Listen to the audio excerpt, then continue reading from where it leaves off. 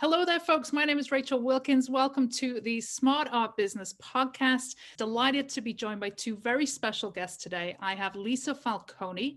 Lisa is a fine art curator, brand manager, and founder of 4am Gallery. And she's also the manager for Gregory Siff, who's also joining us. Gregory is a Los Angeles-based artist with one of the most distinctive voices in modern contemporary art. Gregory's work is featured in the Swiss Beats Dean collection and also in the Santa Monica Museum of Art. And I feel personally very honored because this is the first interview that the two of you actually, this powerhouse team has ever given together. So welcome, Lisa and Gregory. It's great to have you both here today. Thank you so much. So happy to be here. Awesome. So I do want to jump in with a question for you first, Lisa, if I may. So you have been working with Gregory for somewhat over a decade now. You've been the guiding force behind a lot of Gregory's really monumental level success, working quietly in the wings, squirreling away. Tell us, what was it in those early days that you saw in Gregory? Why Gregory? I came from a talent management background, and I was working in the office for celebrities like Britney Spears and Paris Hilton. And when I got into the art business, I realized that there were also art stars who needed representation. I saw a lot of artists being taken advantage of, saying yes to every job and not really, getting a contract or reading the contract or having anybody to do that for them. So when Gregory walked into the gallery, was my very, very first show that I was doing with a partner. And I took one look at him. I'm like, this guy's a celebrity. I mean, he's got it all. He's got the star quality. His art is amazing, but he also has good fashion sense. He's adorable. Everybody loves him.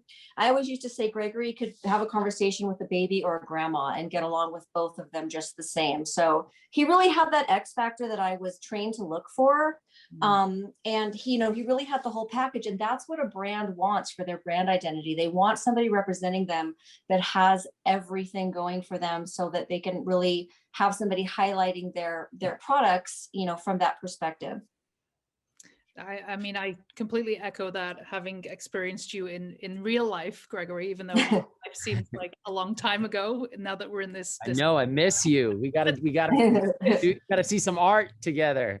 Absolutely. One of the things, unfortunately, about the art world is there are a lot of egos, right? There's a lot of people who think they have it all, who also kind of move around the space with a lot of arrogance. And one thing that always struck me was how much humility you have, Gregory, and how much of a generous spirit you have. You definitely have that, like Lisa said, that star quality, but you're also a good human being.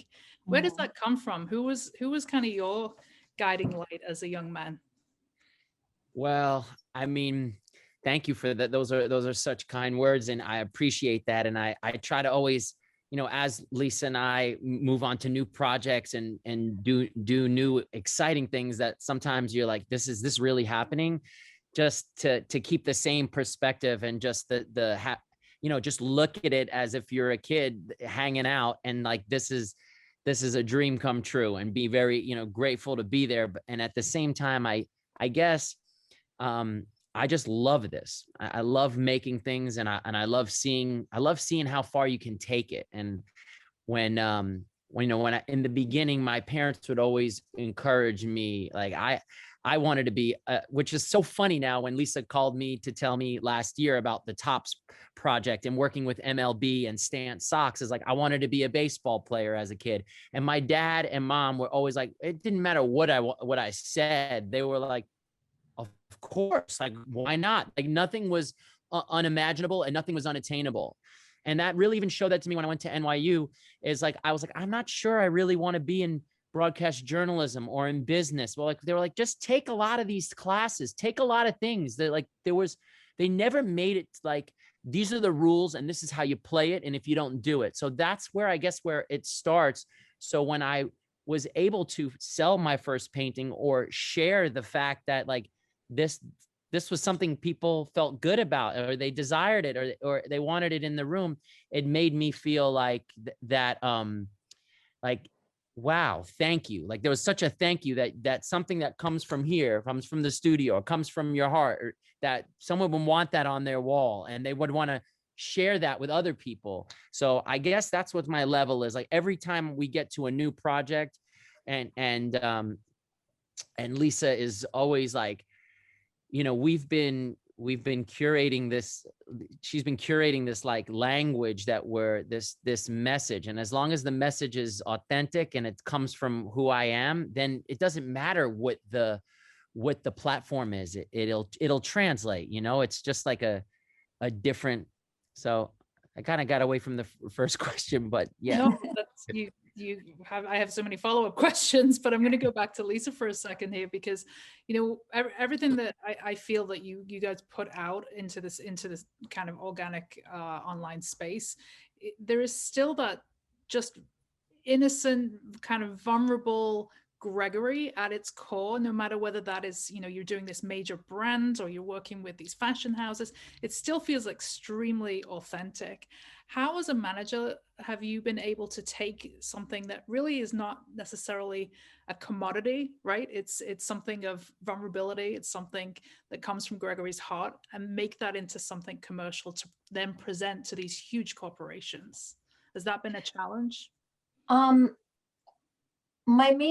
My main rule is never work with a client that you don't like. So Gregory and I don't do anything for the money. We have a list of the brands that we like, and I always start at the top. And if they say no, I go to number 2. And usually number 1 always says yes.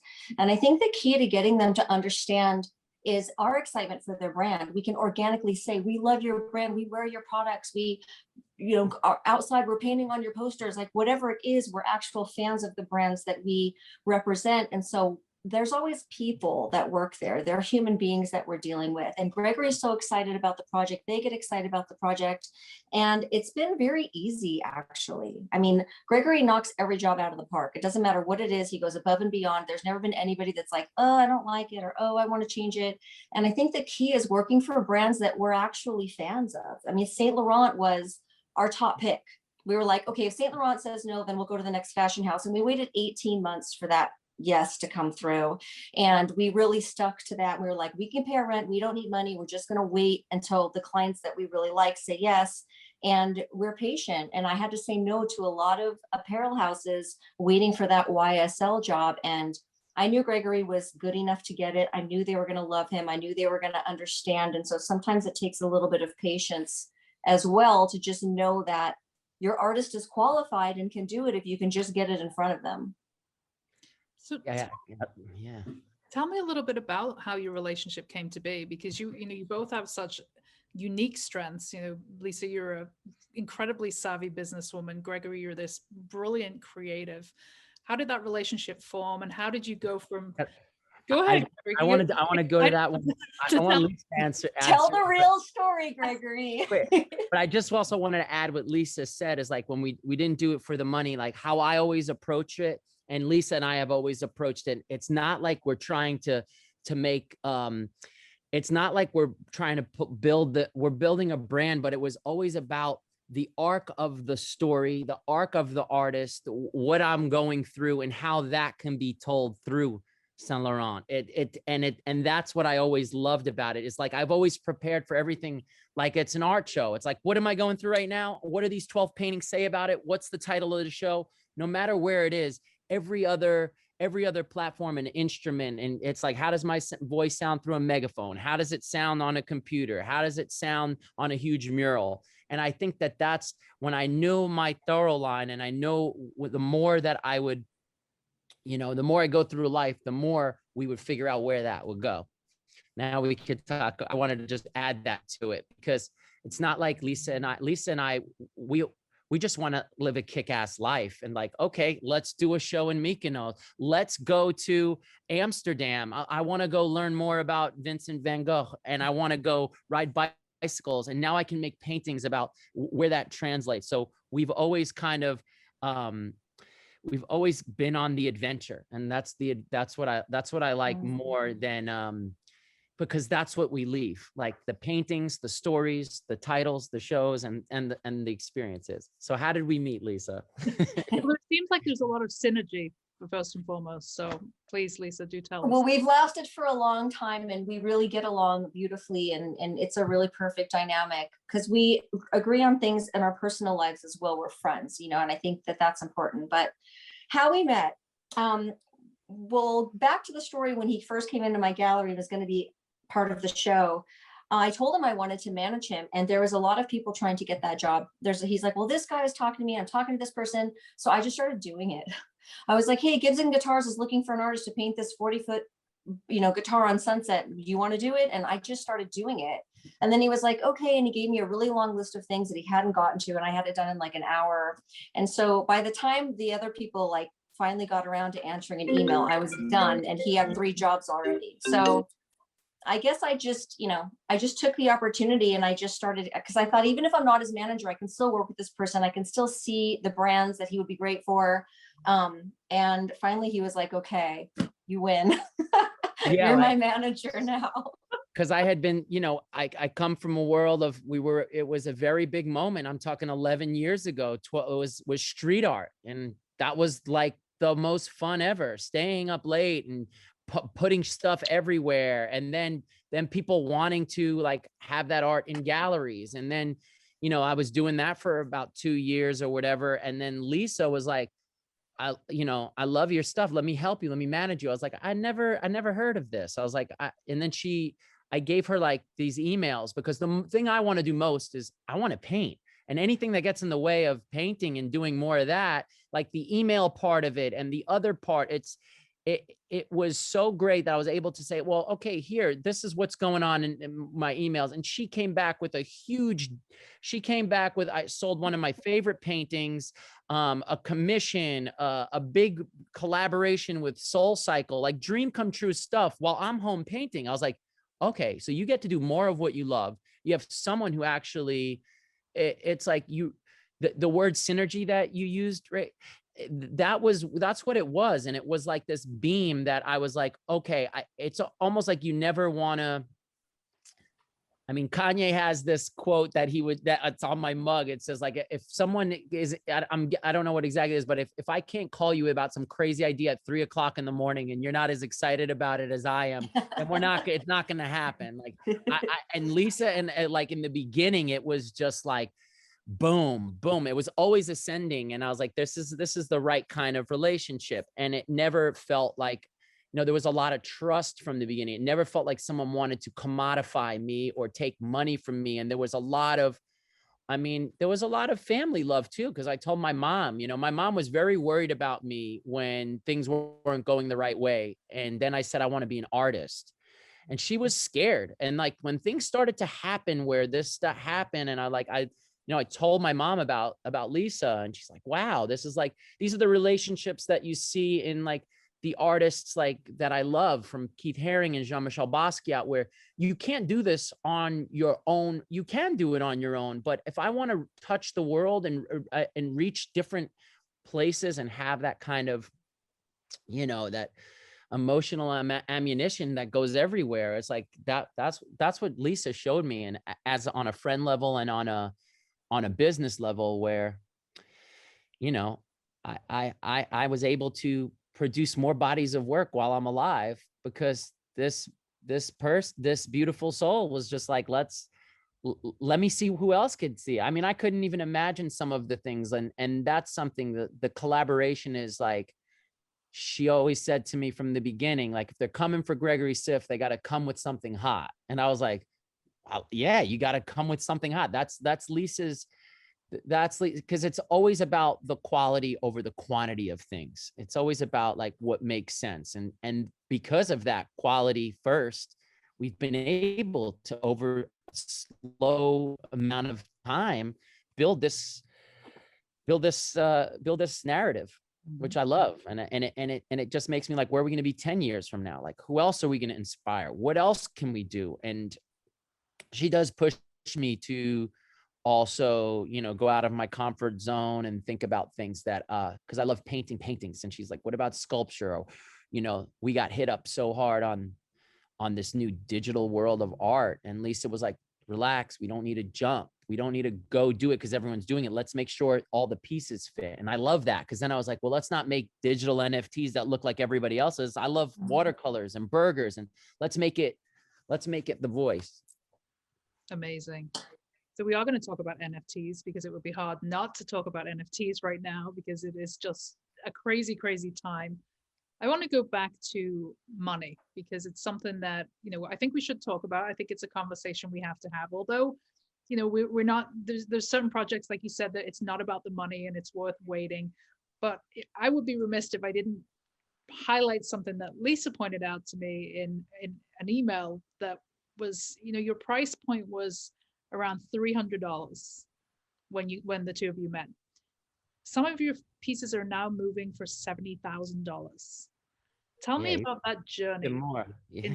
in terms of the value just propel. Like how has that gone? What have been the factors that have added to that value?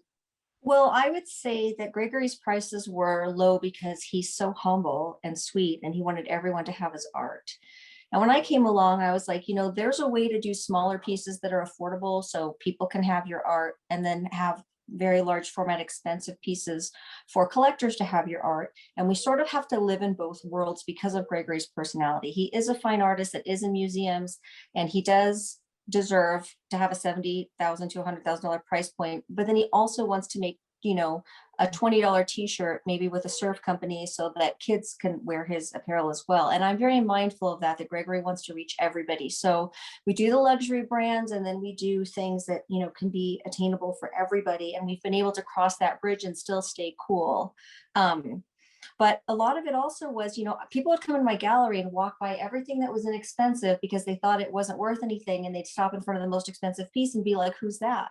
What's that one? And I learned about the perception of art. And if I priced Gregory too inexpensive, people wouldn't understand how valuable he really was and where he was headed in his career. So we raised the prices, it seems like pretty gradually, but you base the price on what somebody will pay for it. And so through my gallery, I would just, every 6 months or every year, we would up the prices, we would make bigger paintings, and then famous people started to buy them, which is great too. And then the press comes and more visibility comes. And then, it's been 10 years, so it didn't happen exactly overnight, but it feels good for me to know that I sold someone a painting for $4,000 that's now worth $40,000, because we're actually doing a service to our clients by selling them investment pieces that hold value and that they can make money on later. And it wasn't a waste of their time. And people never sell Gregory's art. It almost never happens because people love to hold on to it. But there's a lot of factors that went into that. And we still do things for charity, and Gregory gives a lot, and we have a charity thing going on right now with Body Armor Water. You can talk about that, Gregory, but we try to keep them in all markets without compromising the value, and it's a very specific strategy to make that happen. So you've worked with some incredible brands, Mercedes, Forbes, and now this Tops project, which is associated with the MLB. Tell us some of your crowning accomplishments, and that's open to both of you. Go ahead, Gregory, you start. Oh man, I try not to look at the trophies of things. I once made a little sculpture, said the trophy is, I titled it "The Death of a Hustle," because when you look at that trophy, you come home, is like you take out that hunger. So I love them all the same, but obviously I have a special place right now for baseball because I had a great, my dad who exists in a lot of my paintings, and my brother made this ring for my father, and it's this bull. And the bull is just this kind of like, he shows up in my symbology as an icon that's like a protection and like he can't be messed with. And so, I mean, I love baseball so much that my dad was a big time caterer in Brooklyn. He did the New York Mets 86 championship party, and Lee Mazzilli got married at his place. And now, like, I went to all of those games. Like I prayed that the Mets would win when I was little. And now I'm here in my studio, wearing the baseball, like wearing baseball gear, painting the cards. I'm putting my dad's catering hall in the cards. It's like this whole kind of, I'm that kid from 20 years ago in this body right now. It's a really wild thing. It's like the first time my best friend had a baby and I got to go hang out with that kid. I'm like, and he's starting to get older. I'm like, I'm hanging out with my best friend again. It was like, it's this kind of recycling of life and youth. So that Tops has really given us a lot of, and it's also been something that I've been able to connect with people who were never canvas art collectors, who loved baseball and who've now, you know, have migrated to the art world. So now, like, we're releasing a print, or we're dropping an NFT, or there's an art show that we did in Miami. Like, there's baseball collectors that have commissions on their walls right now. And Lisa and I'm just like, I love that you're able to open up all those avenues. So this has been a really big accomplishment to work with Topps. And it's always so surprising. Like, I mean, last year was incredible. Also doing lectures with at the Tampa Museum of Art, and talking about my story in front and actually at the University of Tampa with the art department, and like just seeing your face on a poster before you go in to speak at a university where there's kids who are asking you questions about what they want to do. And those were kind of, yeah, Tampa Museum of Art with Cass Contemporary and Lisa, and also the Topps, and those were. I'd like to talk a little bit about how Topps came about, because, you know, it started off very small, where somebody from Major League Baseball, actually one of their vendors contacted me and said they wanted to make a baseball hat with Gregory. And I was like, oh, no, we're not making a baseball hat. We're going to do a lot of things with Major League Baseball, knowing how big of a fan of baseball Gregory was. So I try not to take the first offer and try to maximize that for Gregory, because I know that once they meet Gregory, they're going to get it.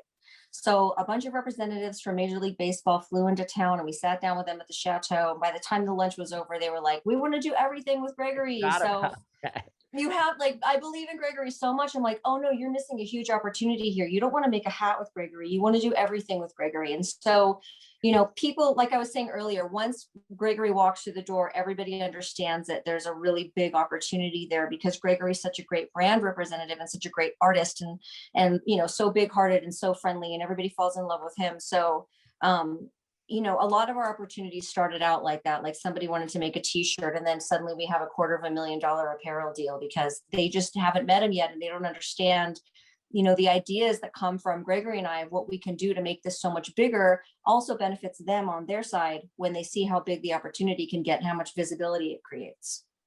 And that is where having somebody like you, Lisa, is such a massive game changer, right? Because, you know, I just want to reiterate something that you said earlier in the conversation, is that as artists, we've just said yes to so many things that are not good for us, whether that's, you know, spiritually, emotionally, mentally, creatively.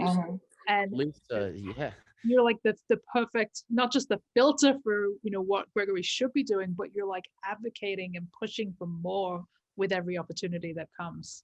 And it feels good to do it, because the brand is actually maximizing their opportunity as well. They end up making more money. They end up doing more projects. They end up, you know, opening up their, you know, client list, and then it turns into more work for everybody. And so it's not just really maximizing the opportunity for us, it's for them as well. And so everybody feels great about it, and everybody's happy. All the projects just feel really amazing. So let's talk a little bit about Gregory. I think, you know, you'd mentioned when I was doing my research, it was in another interview, and you touched on it recently here, about how the importance of surrounding yourself with people that believe in you, but also people that push you, right? People that push you out of that comfort zone.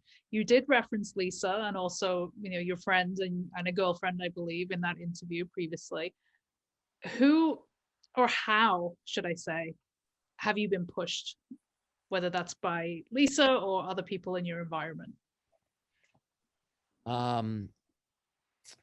So I guess the best pusher is yourself, but I mean, I've been pushed with how many, you know, in the beginning, you want to see how far you can take it, and you want to put so many hours in, and you just keep going and you see how far you can take it.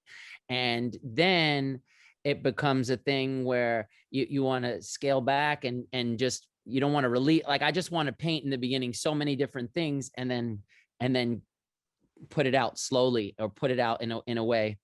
But I guess I've been, you know, I think that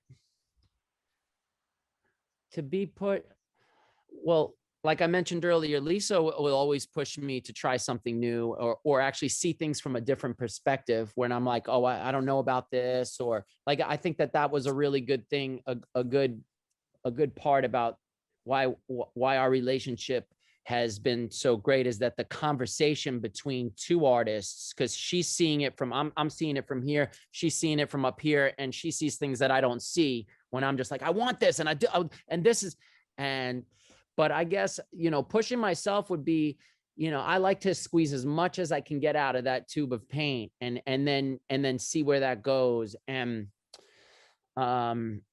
just life pushing me, like loss and the good things and like all this exciting stuff. And at the same time, you don't have to be, learning to know that you don't have to be sad to make great paintings, or you don't have that. There are no rules in this. It's really like, and when you walk away and you come back tomorrow, you see the painting in a different light. So I guess that was a big lesson for me. It was just have another perspective there, but pushing myself. In the beginning, I really didn't really require as much sleep as I did. I was just so about how far we can take it, and where can we go next with it. And I loved seeing that happen in the early days, and Lisa was there to kind of like the guitar, and seeing things that, painting on things that some stuff is not as easy as you make it look. And that's what you don't want to see, where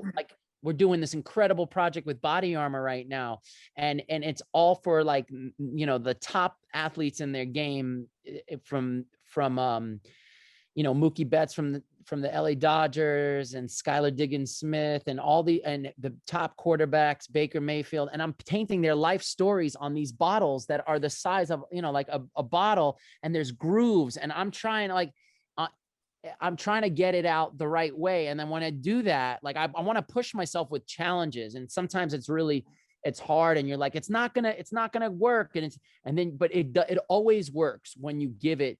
When you push yourself and you give it. And now, like, I've got this groove, and I'm like, see the face of the like these incredible, these athletes that are like the top of their, Olympians, and I just like love that I'm able to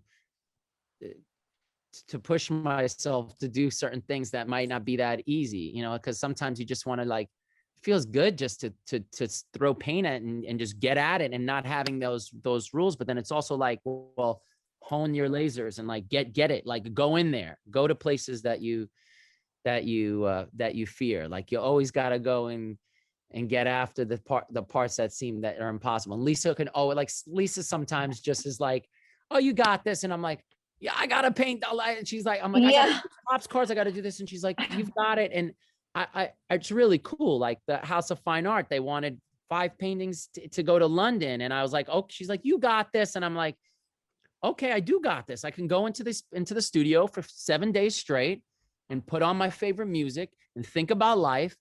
And at first I was like, well, in the beginning, I'm like, only 2 of these are going to make it. No, all 5 were ready. All 5 had something new to offer. And I'm like, it feels great to have someone championing you. And the self-doubt, well, it always is better to have somebody that supports, your vision. Because sometimes, we're all human, and we all don't think we can make it all the way sometimes. And then you become you psych yourself out, and you're like, this isn't art. What is this? Who am I? And then do you still experience that today, even given the level of success that you've had? It's crazy. You never want to get too cocky where like where everything you touch is, oh my gosh, like there's times that I'm like, I think it's part of like a competitive thing with yourself, where you want to like dig in deeper, and you just psych yourself up, because everybody, you love that. There's nothing like being up and like that little inner comeback where you have this thing happen and you're like, I thought I lost you, but you're there. You always have to be like that. You always have to wear that white belt. You always have to, you sweep the broom in the studio because you're getting it ready for greatness. You got to be the busboy in your world, or you're going to be, nobody likes the dude that thinks he's the shit all the time. And that's like, I've never really even like collaborating with Mercedes-Benz, which was a dream come true. I never drove that G-Wagon that I painted, and that it was for Art of Elysium. It was for a good cause. It was, we never drove it like we were better than anyone. It was like, come on, get in the whip and let's go. That's how I like my art to be, is like, I want my art, I want the paintings I make to make you feel like, let you know that you're an artist, because all of us are. And yeah. Lisa, how, from your perspective, working with a creative mind, how is it to give direction? Do you struggle with that? Is it something that's just always been very natural between the two? Gregory has a lot of drive and energy, and Gregory wants to do every job. And, I have to say no to obviously the jobs that aren't right for him, that aren't in line with our brand perspective and our identity. But when we do have 6 jobs at once and they all are on a similar deadline, because all the offers that came in, we liked them and we made it happen, I know he can do it because he has so much energy. Gregory can go to the studio for 18 hours and be like, I finished everything. Even if he starts at the last minute, he's never been late. So I have a little bit of a similar personality, and I will help him manage his time a little bit. Or I might tell him, don't go to lunch with your friends this week, or, reel it back a little bit. We got to get this done. But, if it has to happen, it happens. And as soon as he sets the time aside, he just runs through it and gets everything done. And I think I'm a little bit of the same way. I have to sit down to do it, and then everything gets done. And he knows we'll have a day and he'll be like, you're on fire today. And I'm like, yeah, I did everything that I should have did for the past week, and he's kind of the same way. So I think we really understand each other, and we have a similar personality in that way. And we're able to do that together and for each other. And we are always on time, always professional. No one ever, we're never past a deadline. So it happens. Thank God. And that's why you're so successful, no doubt. We learned our language early on. So when I know that she's, because another thing is that artists need and people, you need time alone. You need to reflect too. So when I get the message to her when she's, going to meditate or going to go do something for yourself, like the important part is that, like, there's that we never hurt each other's feelings. Like, oh, she's not available right now. That's okay. I'm gonna paint some more questions. I can handle this question on my own. Or she is available, but I need some more time. Like we have a good symbiotic relationship like that, and can translate, especially over this past year with the situation of the pandemic and what's been going on. And that's what I've been very grateful for, is being able to paint paintings in a studio and share stuff during this time. But it comes with a lot of time, and we're in the zone. I think we both understand too, like, we both need to work out. We both need to have fun. We both need to hang out with our partner if we're in a relationship, and we give each other the space to do that, but also remind each other of the date that, something has to be done. So there's definitely a respect there. Gregory's not going to do a great painting if he doesn't get to go jog or, hang out with his girlfriend. To create life. That's another thing too, is when you're in it and so hard, it's like, if all you do is this, then who are you? You're just here. So you go out, you feel something, you travel, you see something, it shows up in the elements, it shows up in the paintings, and keep that going, keep that. So I do want to ask you a little bit about the art, if I may, Gregory. One of the things that I love that you put on a painting, it's kind of some messaging that you've had out there for a while, is that you're your own happiness dealer. There's this contagious, positive energy in your work. And it's kind of contrary to the idea that artists need to be under duress or stress or depression or anxiety in order to create good work. How do you feel when it's just you, the canvas, the paint, and your studio? What is the emotion that you experience? Or is it many things? Wow, that's a great question. Well, there's the paintings that, it's so funny. It's like, there's the paintings that you have to complete, for an art show or for a commission or for a collaboration.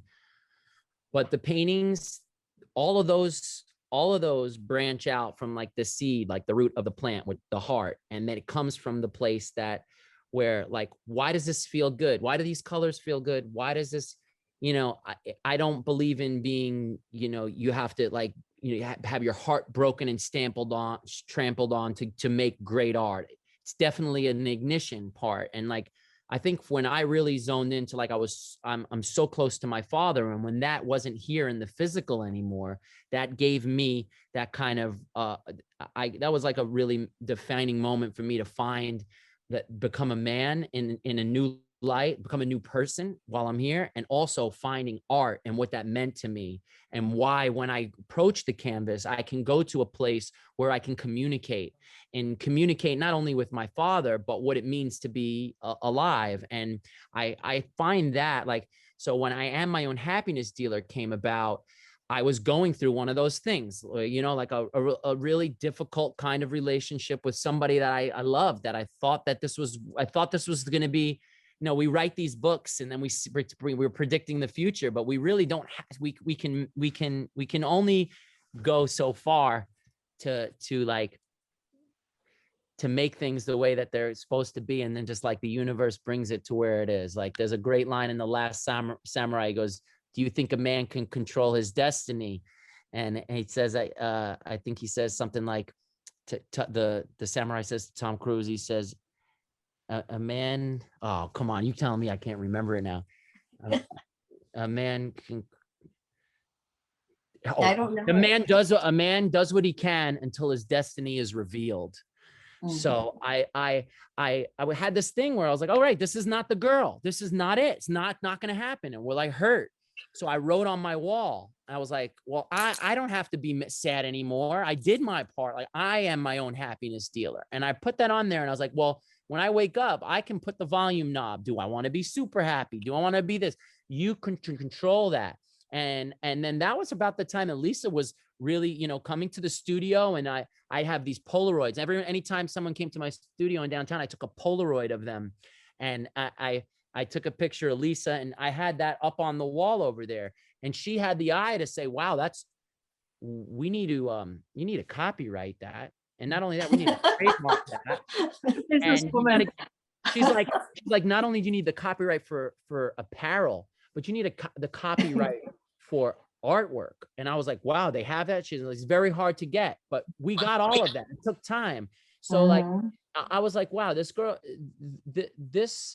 she's protecting things that are close to, that are coming out from the studio. And so when I go to the studio and I approach, I try to make me feel like the best kind of self-medication in the world. I try to make something that, and it doesn't always come out, sometimes like I got that catcher mask right up at the top hand corner. Like I painted one before that and it looked like a beast. It looked like a demon. I had to get rid of that.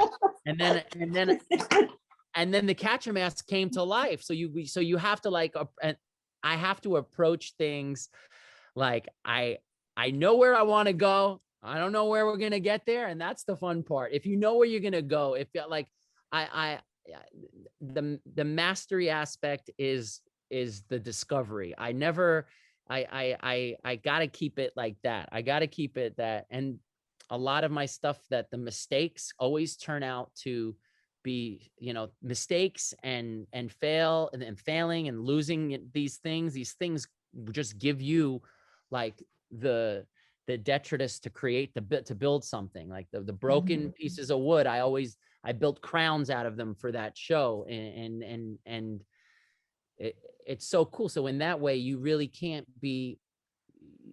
get hurt. You have such a strong visual language, such a mastery of your particular style. Now, inevitably, there comes with that imitation. I mean, I've seen a lot of Siffs circulating. Lisa, how as a manager do you handle that? And Gregory, how do you take that as flattery? No, we don't like it. And I get real crazy. We do have an attorney who's our friend, has been part of our team, and I'll send him pictures, and he has to send cease and desist letters and threaten people sometimes because, that intellectual property has value, and it never has the same energy that Gregory's art has. It's always off the mark. It's always like a cheap imitation. But we saw a whole taco restaurant in Florida one time that I'm like, I called Gregory, go, did you paint that? Like, did you do a mural and not tell me? Like they did such a close job. And, you know, we have to legally protect what we do as well. And by sending letters and by contacting people, then word gets around, you know, that Gregory's not a pushover and he's a nice guy, but he's not going to let you copy his artwork and make money on it and diminish, you know, what he's doing and what he has created in the world. So yeah, we take that extremely seriously. We've had really big brands that I won't mention, come out with a line called Happiness Dealer. And I was like, oh, I don't think so. And we went after, but you know what I did? I contacted them at first because they were such a big brand. And I said, do you want to pay him? Because if you want to pay him and you want him to do artwork for you, we actually like your brand, but you're not going to steal it. So you have two choices. Cut him in and allow him to be a part of it, which would be so much cooler for you and actually help you down the road. Or you have to stop using that Happiness Dealer label because that actually belongs to us, which is crazy. It's so hard to copyright words. We had the best copyright attorney do that for us. So yeah, you know, we would be willing to collaborate with people if they would ask us, but the copycatters are not our favorite thing. Gregory actually gets mad. It's the only time I ever see him get upset. Well, I get mad when I mean, I'm all for inspiration and I love seeing, you know, if someone's painting a painting and, you know, there's a certain repetition of style and theme and things that happen. And I sometimes, you know, in that case with the taco place, it was a calculated like, oh, can you do this? We'll pay you for it. It was that stuff is bad. Like, that's not cool. That's like, we wanted to make some money. We want to copy this guy's style. We want to put it on there and do the thing. But when it's an artist, that's kind of like, because in the beginning, we start painting and we start finding our voices. We like, you know, you try to paint these things that from artists, you know, Warhol and Basquiat, and you find it. And then you realize as you start painting paintings like them, you're like, well, where do I fit in this? And you don't get that overnight. You have to start to live and start to create. And then when those pieces become inspired pieces, they're totally, you know, there's no copying a human being. There's no copying another thing. But when it's something like that, and that's messed up. Like if there's like a music video and someone's got like a copy of your thing in the background, and you know, because we don't really own any and we don't own anything, but the way that it's told, then you could tell. So I mean, I've been inspired by some of, you know, the best artists that I've loved have all been from New York, you know, or have been worked in New York, from Keith Haring and Basquiat and Warhol. But I know that there are things you don't do because that's them. Like, you know, I'm like the baby, or, you know, there's that's part of their story. And why would I want to negate mine? So like my advice to that is like, you just got to keep going and it comes, because in the beginning, you know, you're everything, you're enamored with everything. It's beautiful.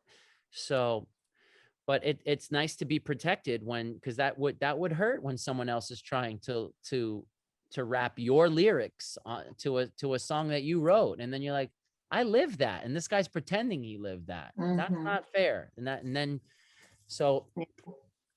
the more you do your thing, the more everybody knows like that's your thing. Like then you can't really you can't really get away with it because it's going to be seen. There's Instagram, there's everything now. So someone inevitably will send it to me and be like, hey, I saw this. I don't think it's Gregory. And they get, you know, found out pretty quickly. But I love when there's inspiration, and I'm like, oh, I love that. Like, I can show what kind of paints that I'm using, and then people start working, and then I see like, oh, they kind of like, because I know I've been inspired by people, and I know when that voice starts to actually blossom, it is the coolest thing, because it's a new artist, it's a new thing. So let's talk about NFTs. We're in this brand new territory. You are a relatively early adopter, putting a collection on Nifty Gateway, I believe. No. Open. No, actually, Yeah, actually, I was getting inundated with people wanting to collaborate with Gregory in the NFT world, and we waited it out until we built our own platform. I didn't want Gregory's work out there on everyone else's platform. One of the things that happens is the creative controller, it says created by, and it'll say created by Nifty. It won't say created by Gregory Siff. And that really bothered me. So I found somebody to build an NFT platform within Gregory's website. What? So that we have everything in-house. Gregory gets to keep all of his money. We get to control everything. The guy that created our site is a genius. And now we will do a one-off collaboration here and there with another site, but everything happens. Gregory has control over all of it. And it took longer, but it was worth it. And we're very happy that we did that. There was in the NFT when it started, at least, I mean, it's been going for a little bit, but as when it's got like hot, there was this kind of smash and grab cash looking like we can make money. Let's make art and let's make money. And then we got offers to collaborate with people. And I was like, Lisa was like, don't get so excited about this. She's like, let's do your stuff. What does your NFT look like? What does it come from you? She says the collaboration could be down the line. And I'm so happy that we waited, because now I have this kind of, we have the Gregory's drive-through and their watercolors and they look different than other NFTs. And then House of Fine Art is working with Known Origin and Art Cells. And Lisa's like, this is a cool thing. Let's offer the fine art painting version. And our team, came up with having that, the fine art NFT, the Gregory NFT that is going to be, I have all these cool ideas that are going to be dropping and on the gregorysiff.com. And then we're going to work with a really dope collaboration, a big one that I've always wanted to kind of collaborate with, that I've always been painting and drawing in my work. And Lisa's like, see, aren't you happy we waited? Aren't you happy? Because you always feel like you're gonna I miss out. You got that FOMO, you don't want to miss the thing, and you're like, NFTs now, if you don't do it now, like, don't be, she cleared my mind to like say, this isn't about the money, this isn't about the hot topic of the day, this is about your art and what it's supposed to look like. And I love that it's going to live in a digital world when we're not even here anymore.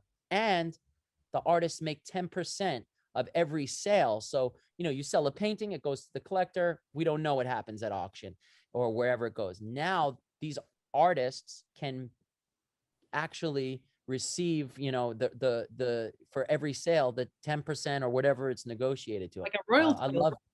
Yeah. Like really, a musician gets royalties. I think it's amazing. Mm-hmm. Yeah. How is it from a management standpoint? Do you think this new space offers something exciting? I'm really old school. I like selling canvas paintings. I like having something that I can feel and touch, and we can create. A lot of people want commissions from Gregory and they want him to tell their story. And an NFT is a little bit more of a thing that he creates and puts out. There's no collaborative effort there with the buyer, so it's a different feeling to it. Of course, I want my client to be in the space because it's the space that's happening right now, and I want it to be in it in the right way. But I still like the personal, talking to the person who wants the painting. We got an order from a guy who gave his fiance a painting that told their whole story. And at the end, Gregory put a diamond and then he asked her to marry him. You lose a lot of that with the digital art world. And I think that the tangible art world, the organic art world, is more resonant with us as people. And so we're always going to have that. We're always going to keep that going. NFT is extra for us, but I think our hands-on business that we've been doing for the past 10 years will continue, just because of who we are and because of what people want from Gregory and the types of commissions that we get. People get so excited to see their family story in their painting, or their favorite teams in their painting, or whatever it is. And that's what's so great about Gregory's iconography, is he can tell anybody's story on canvas, and then that person gets to resonate with that for the rest of their lives. To that note, Gregory, what has been the most rewarding moment of your career thus far? Because you are only a relatively young guy. Thanks. Relatively speaking. It's the most rewarding. Oh man. I guess this year was I love LA, and I'm from New York, and I fell in love here, and I discovered myself to really be an artist in Los Angeles, and I never wanted to leave here. And we did the Tops project, and it's very hard for an artist to, when you don't know where your checks come every day and you do different things as an artist, it's hard to be able to go and say, I want to buy a house and I want to stay here, and then take paintings that you painted and put them on the wall. It was like, and now my mom hasn't been here yet, and she's going to come in July. So I think there's a lot of reward in going, oh, I sold a big painting for this amount, or I worked with this person. But like actually walking into a physical place and saying to yourself, like my friend Lewis even said it to me, he's like, this is from paintings and baseball cards. Like you build a house and Lisa is like, I was like, the Tops project, like when you have income coming in to go to get a loan for a house, you have to get approved, and then they want to see. And it's just like when I was actually approved, because I had that kind of like, all artists, that people who don't do the 9-to-5 things sometimes have a really hard time, communicating with the way the world is set up sometimes. So it's like, no, that I like, well, who's your employer? And it's like, artist, Me. Gregory Siff, So that was it. And just like hanging up those pictures. My girlfriend's an artist, Brittany Palmer, and her paintings, us putting our paintings up in a home that we live in, it was like another level of feeling like, wow, okay, this is the next story. Like, that's like, now we're in a new movie. Now, like the feeling that I have, like, can we build something later on where artists can have a studio, that people that don't have a studio are afraid to say they're an artist. Like I want to look in the big picture of capturing how that felt, and to leave it a little better when I'm not here, for artists to say, like, this was my mantra. These are the people that believed in me. Like, you can also find your, game of life and find where it is. So that was it. 2020. Yeah, in August we went in there, and that was like, I would say also for us, we were in a very scary time last year, and people were losing their jobs and going through a lot. And 2020 ended up being one of our best years, because Gregory's art was cheering people up and making people happy, and he was still providing that same service that he always provides through his creative ability to make people happy and go back to their childhood. And I think it was really important for people last year. And we really saw how that affected, our business. Like, people still wanted it. The baseball cards are $25. You can't get anything from Gregory Siff for $25. And so everybody was able to get those. And so, that was really felt good to know that we were supported and taken care of, because people were still resonating with that happiness that Gregory puts out during a time when it was really, really necessary. And hopefully, as we go through this, we'll be able to continue to do that. It's incredible. So, Lisa, what's next? We're going global now. We have a lot of shows in Europe coming up. We're doing a show in London actually this month. We have a show in Mykonos that's going all summer. We're expanding into other markets, into other countries. We've always sold to people that live in other countries, but to actually do physical shows in other countries is new for us. And part of that was just to control the quality, make sure we were ready, build our brand in the US, work with global brands. So we do have some collectors that see the brands in other countries and buy from us, but to really be able to walk into a gallery in another country and see the art is going to be really cool. So this is going to be our first year. We signed on with Hoffa Gallery, House of Fine Art, which is our partner, and they have a physical location in London and in Mykonos, Greece, that will be activated this year. They'd like to make some sculptures with us with a company in Italy. So I'm working more on, outside of the US, since we're so established already here.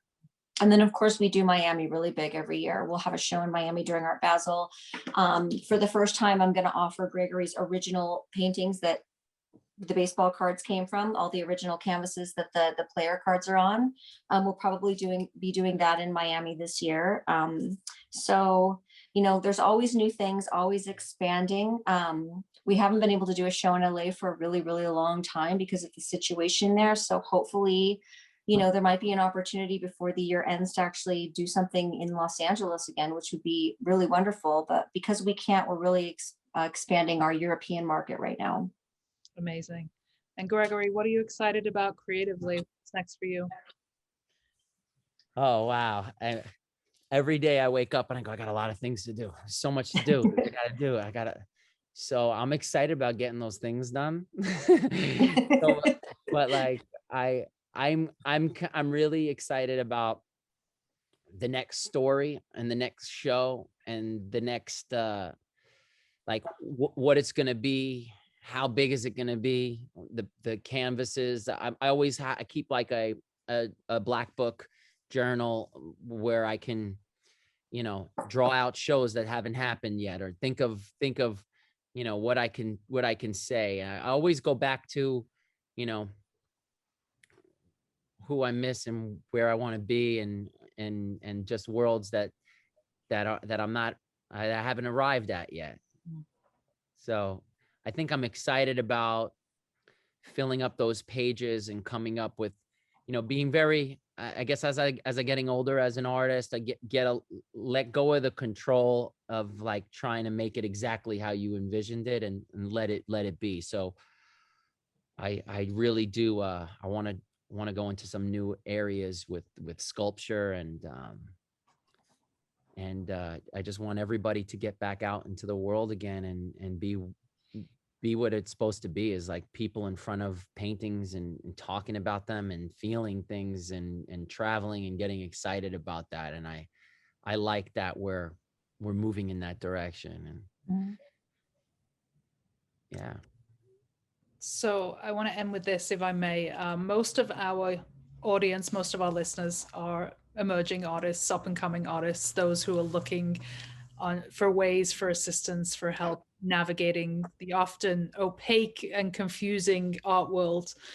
Lisa, from a business manager of a really incredibly successful artist, what would be your top tip that you would perhaps pass along to those listeners? I would say always do projects you believe in, because when your passion and your heart is involved, you can't fail. I think the excitement that we have for our business and for every project that we do, we have so much fun. Also, to find a hole in the market, there's a lot of people doing the same things over and over again. I would say if you have an original idea, don't think it's not going to work because no one's doing it. We do all kinds of things nobody's done before. Baseball didn't have an art program before we showed up. So I like to look for opportunities where things don't exist, and then fill that gap and say, hey, I'm an artist. I can fill this opportunity for you if you want to have an art component to your business, and walk through that door for them, because you're doing them a favor and you're adding to their business. And it may be something that they're thinking about, but they don't know anybody. So I would say always take a chance. If you like a brand, and contact them and tell them that you love their brand, and that you're interested. And they may be looking for you while you're looking for them. And you would never know unless you sent that email or made that call. Phenomenal advice. Same question to you, Gregory. What words of inspiration can you pass on to our community? Make something every day, no matter what, even if it's a small little drawing on a piece of paper, because we don't have a time machine, but we have art. And if you make that drawing every day, you might find, 5 years from now, you go back to one of those drawings and it's the whole opus of a story, of a painting that you want. And when I say that, it feels really good to be, like in the words of Vincent van Gogh, you want to feel like you have purpose, and that I just want to be useful, he said. But when you do that and you make something every day, there's such a way, when you lay your head to go to sleep at night, you're like, I made something today. Now, I don't know what that means, but it could mean something to someone else. So make it every day, and then begin to share it. And that's kind of like something that I've always done. Like